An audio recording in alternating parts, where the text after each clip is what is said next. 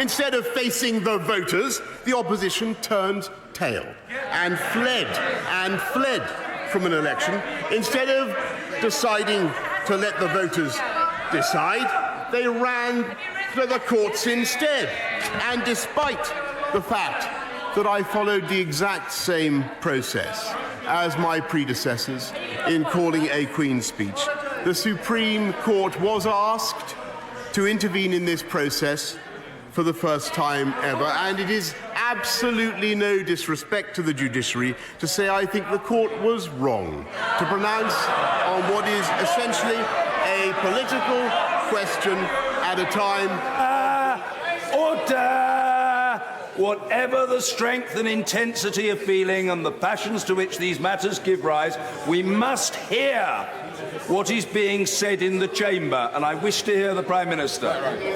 The court was wrong to pronounce on what is essentially a political question at a time of great national controversy. So we have opposition MPs that block and delay everything, running to the courts to block and delay even more, including blocking legislation to improve and invest in our NHS and keeping violent criminals in jail. And I think the people outside this House understand what is happening.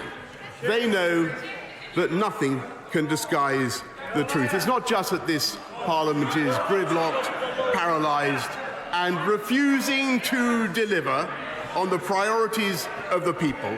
It's not just unable to move forward. It's worse than that, Mr. Speaker. Out of sheer selfishness and political cowardice, members opposite are unwilling to move aside and give the people a say.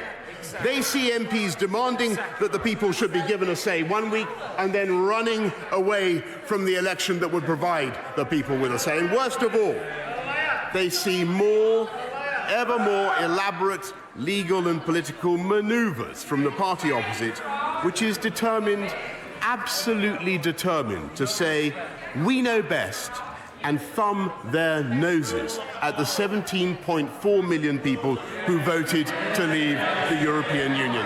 The leader of the opposition and his party do not trust the people.